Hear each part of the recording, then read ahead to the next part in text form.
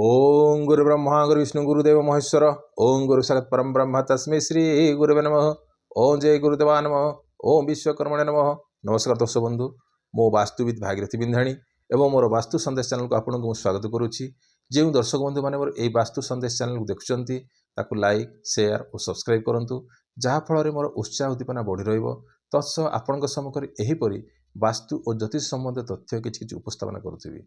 आज आम चर्चा करवा कि जाना पुओ झी मानकर विवाह बयस हो सारे किंतु से माने विवाह बंधन में बांधी होई नाहंती किंबा विवाह प्रस्ताव हो किंबा आपणकर जहाँ भी किसी से बारंबार विवाह प्रस्ताव भांगुची, ताहले आपण कौन करेंगे, क्यों देवादेवी को आपण पूजार्चना करी या ठार लाभवान हो पारे, आ क्यों क्यों राशि विवाह समय वर्तमान ओडिया नववर्ष ठारू तांको मानकर सुजोग आरंभ होइछि। प्रथमे यह जानिबा कौन यह संभव जदि आपणकर पुओ हो किंबा झियो हो विवाह पाई क्यों ग्रह कारक। प्रथम है देवगुरु बृहस्पति। वर्तमान बृहस्पति वृष राशि रे अवतरण करिसंती। आउ वृष राशि ठारू से मिथुन राशि को मे 14, 2025 तारीख रे गमन करिवे, अर्थात गोचर करिवे। सेही समय रे केतोटी राशि अच्छी जो मानकर विवाह योग खोलुची। से राशि गुड़ाक है कौन कौन ना, प्रथम आसला मेष राशि, मिथुन राशि, सिंह राशि, तुला राशि, धनु राशि, आसला कुंभ राशि। तो ये जो राशि कथा कहली, जदि आपण मानकर पुओ हो कि झील हो जदि एमानकर राशि एया अच्छी, ताहले एमानकर विवाह योग खोलिला। काहींकि ना बृहस्पति मिथुन राशि जेहेतु गोचर करुच्ची, एही राशि मानक पाई विवाहर योग खोलिला। जदि कथा होची कोन, जदि आपनकर विवाह बयस पिलांकर होई सारे किंतु तांकर कोन होची जन्म कुंडली रे विवाहर योग खोलु नाही, ताहले कोन हबो, आपण विवाह चेष्टा कले मध्य हबो नाही। प्रथम जिनस है ये जिनस आप लक्ष्य करेंगे।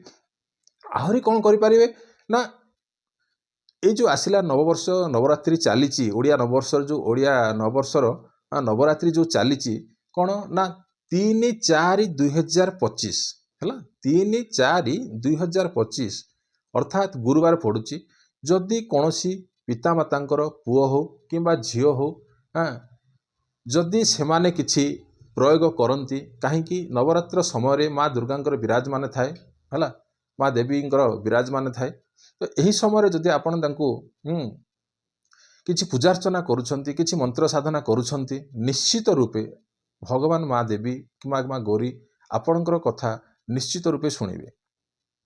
हाँ, यह संभव जदि आपण यही समय करुछंती, कहीं विवाह कारक किए ना बृहस्पति, अर्थात बुझिपारे षष्ठी से दिन पड़ुची कौन ना 3/4/2025 तारीख गुरुवार, कौन से दिन ना षष्ठी पड़ुची। षष्ठी किए ना माँ कात्यायनी है, माँ कात्यायनी जदि आपण पूजार्चना करती, ताहले निश्चित रूपे आपण यह सुफल हम आ निश्चित रूपे 100% विवाह आपणकर हम।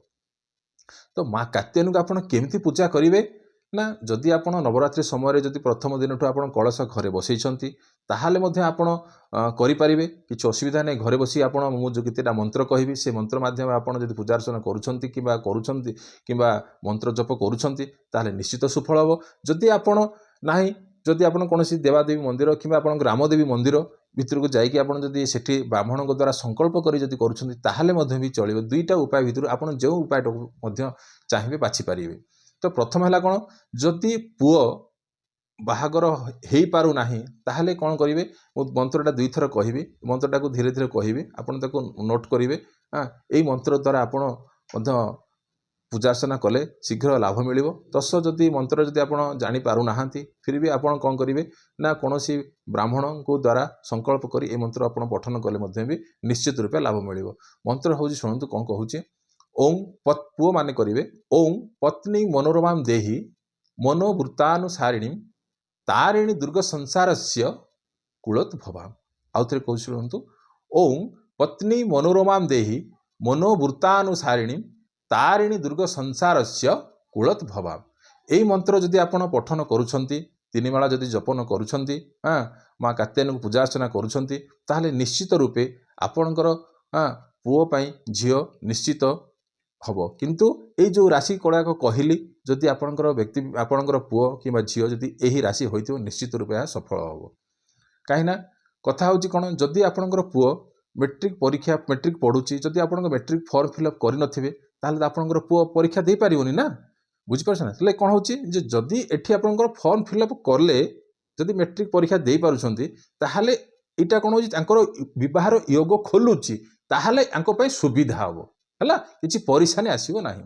ଆଉ ସେହିପରି ଝିଅମାନଙ୍କ ପାଇଁ କ'ଣ କରିବେ, ଝିଅ ଯଦି ବର ଖୋଜିବାକୁ ଝିଅ ପାଇଁ ଯଦି ବର ଖୋଜୁଛନ୍ତି, ତାହେଲେ କ'ଣ କରିବେ, ଝିଅ କେଉଁ ମନ୍ତ୍ର ପଠନ କରିବେ ନା ଓಂ କ୍ଲିଂ କାତ୍ୟାୟନୀ ମହାମାୟା ମହାୟୋଗିନୀଧୀଶ୍ୱରୀ ନନ୍ଦଗୋପ ସୁତଂ ଦେବୀ ପତିଂ ମେ କୁରୁତେ ନମଃ। ଆଉଥରେ କହୁଛି ଶୁଣନ୍ତୁ, ଓಂ କ୍ଲିଂ କାତ୍ୟାୟନୀ ମହାମାୟା ମହାୟୋଗିନୀଧୀଶ୍ୱରୀ ନନ୍ଦଗୋପ ସୁତଂ ଦେବୀ ପତିଂ ମେ କୁରୁତେ ନମଃ। ଏଇ ମନ୍ତ୍ରଟା ଯଦି ଆପଣ ତିନିମାଳା ଜପ କରୁଛନ୍ତି କିମ୍ବା ଆପଣ କୌଣସି ସଂକଳ୍ପ କରି କରନ୍ତୁ, ନିଶ୍ଚିତ ରୂପେ ଆପଣ 100% ସଫଳତା ମିଳିବ ଏ ଭିତରେ, ହେଲା। କାହିଁକି ନବରାତ୍ରି ସମୟ ଚାଲିଛି, ଆଉ ସେଇଦିନ ମଧ୍ୟ ବି, ହେଲା, କାତ୍ୟାୟନୀଙ୍କର ପୂଜା ରହୁଛି 3/4/2025 ଅର୍ଥାତ୍ ଗୁରୁବାର ଦିନ ଆସୁଛି, ହେଲା। ଏହି ସମୟରେ ଆପଣ ଯଦି ମା କାତ୍ୟାୟନୀଙ୍କୁ ପୂଜା ଅର୍ଚ୍ଚନା କରିବେ, ନିଶ୍ଚିତ ରୂପେ ଏଇ ରାଶି ବ୍ୟକ୍ତିମାନଙ୍କ ପାଇଁ ଏଇ ଯେଉଁ ସମୟ ଆସିଲା, କାହିଁକିନା ବୃହସ୍ପତି ମିଥୁନ ରାଶିରେ ଯେତେବେଳେ ଗୋଚର କରିବ, ତା ପୂର୍ବରୁ ଯଦି ଆପଣ ପ୍ରିପେୟାର ହୋଇଯିବେ, ନିଶ୍ଚିତ ରୂପେ ଆପଣ ସଫଳ ପାଇବେ। ଆଉ ତାହା ସହିତ ଆଉ କ'ଣ କରିପାରିବେ, ଏଇ ସମୟଠାରୁ 13ଟି ଗୁରୁବାର ଯଦି ଆପଣ ବ୍ରତ ପାଳନ କରୁଛନ୍ତି, ତାହେଲେ ମଧ୍ୟ 100% ଆପଣ ସଫଳ ହେବ, ହେଲା। 13ଟି ଗୁରୁବାର ଯଦି ଆପଣ ବ୍ରତ ପାଳନ କରୁଛନ୍ତି, ତାହେଲେ ମଧ୍ୟ ବି ଆପଣଙ୍କର ନିଶ୍ଚିତ ରୂପେ ଆପଣଙ୍କର ପୁଅ ହେଉ କିମ୍ବା ଝିଅ ହେଉ, ନିଶ୍ଚିତ ରୂପେ ବିବାହ ବନ୍ଧନରେ ବାନ୍ଧିବା ଥୟ, ହେଲା। ଆଉ ସେ ଯେଉଁ ପୂଜା ଅର୍ଚ୍ଚନା କରିବେ, ଯାହା ତ ଆପଣ କଲେ, ଏଇ ଯେଉଁ ମାଳା ତ ଆପଣ ଜପିଲେ, କିନ୍ତୁ ମାଆଙ୍କୁ କ'ଣ ଅର୍ପଣ କରିବେ? ପ୍ରଥମ ଜିନିଷ ହେଲା, ଏକ ପାନପତ୍ର, ସେ ପୁଅ ହେଉ କିମ୍ବା ଝିଅ ହେଉ, ଏକ ପାନପତ୍ରରେ କ'ଣ କରିବେ ନା ଧଳା ରାଶି କିଛି ରଖିବେ, ଆଉ କିଛି ମହୁ ପକାଇବେ, ହେଲା। ସେଇଟା ମାଆଙ୍କୁ ଅର୍ପଣ କରିବେ, ହେ ମା, ଯେ ମୋର ଯେଉଁ ମନୋକାମନା ଅଛି ତାହା ତୁ ପୂର୍ଣ୍ଣ କରେ, ହେଲା। ତ ତାଙ୍କୁ ଏଇଟା ଆପଣ ଅର୍ପଣ କରିବେ।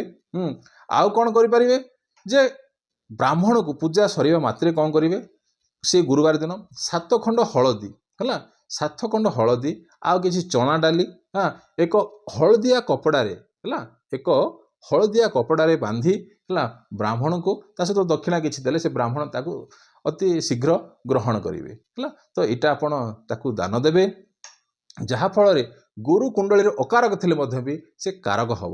ଆଉ ତତ୍ସହିତ କ'ଣ କରିବେ, ଗୁରୁବାର ଦିନ, ହେଲା, କଦଳୀ ବୃକ୍ଷର, ହେଲା, ତାକୁ ପୂଜା ଅର୍ଚ୍ଚନା କରି, ହେଲା, କଦଳୀ ବୃକ୍ଷର, ହେଲା, ତାକୁ କଦଳୀ ବୃକ୍ଷକୁ ପୂଜା ଅର୍ଚ୍ଚନା କରି ଘିର ଗୁଡ଼, ହେଲା, ତାକୁ ଭିତରେ ଅର୍ପଣ କରି, ସେଠୁ କ'ଣ କରିବେ, ତାର ଯେଉଁ କଦଳୀ ବୃକ୍ଷର ଚେର, ହେଲା, ଶୁଭ ସମୟରେ ତାକୁ କାଢ଼ି, ହେଲା, ପୂଜା ଅର୍ଚ୍ଚନା କରି ତାକୁ କାଢ଼ି ଗଙ୍ଗା ଜଳରେ ଶୋଧନ କରି, ସେଇ ଚେରକୁ, ହେଲା, ସେ ପୁଅ ହେଉ କିମ୍ବା ଝିଅ ହେଉ, ଏକ ଡେଉଁରିଆରେ, ହେଲା, ଏକ ରୂପାର ଡେଉଁରିଆରେ, ତାକୁ କ'ଣ କରିବେ, ଭର୍ତ୍ତି କରି, ପୂଜା ଅର୍ଚ୍ଚନା କରି ସେ ତାକୁ ଭର୍ତ୍ତି କରି ଡାହାଣ ହାତରେ, ହେଲା, ବୁଝିପାରିଲେ, ପୁରୁଷମାନେ ଡାହାଣ ହାତରେ, ସ୍ତ୍ରୀମାନେ କୋଉ ପଟେ, ବାମ ହାତରେ, ହେଲା, ବୁଝିହେଲା। ପୁରୁଷମାନେ ଡାହାଣ ହାତରେ, ସ୍ତ୍ରୀମାନେ ବାମ ହାତରେ ହଳଦିଆ ସୂତାରେ, ହେଲା, ହଳଦିଆ ସୂତାରେ ତାକୁ ବାନ୍ଧିବେ। କେତେ ଦିନ ନା 41 ଦିନ ପର୍ଯ୍ୟନ୍ତ। ଯଦି ଆପଣ ଏହା କରନ୍ତି, ନିଶ୍ଚିତ ରୂପେ ଆପଣ ଏଇ ଜିନିଷଟା ପରୀକ୍ଷା କରି ଦେଖନ୍ତୁ। ଯେଉଁ ରାଶି ମାନେ କହିଲି, ଏଇ ରାଶି ମାନଙ୍କର ଆଉଥରେ କହୁଛି, ମେଷ, ମିଥୁନ, ସିଂହ, ତୁଳା, ଧନୁ, କୁମ୍ଭ, ଏଇ ରାଶି ବ୍ୟକ୍ତିମାନଙ୍କ ପାଇଁ ସୁବର୍ଣ୍ଣ ସୁଯୋଗ। କାହିଁକି, ଯେଉଁ ସମୟରେ ଯେଉଁ ପ୍ରକ୍ରିୟା କରିବା କଥା, ସେଇ ପ୍ରକ୍ରିୟା ଯଦି ଆମେ ସେଇ ସମୟରେ କରିବୁ, ନିଶ୍ଚିତ ରୂପେ ଆମେ ସଫଳ ପାଇବୁ। ଏହା କରିକି ଦେଖନ୍ତୁ, ଆଉ ନିଶ୍ଚିତ ରୂପେ ଆପଣ ଲାଭବାନ ହେବେ। ରହିଲି, ନମସ୍କାର।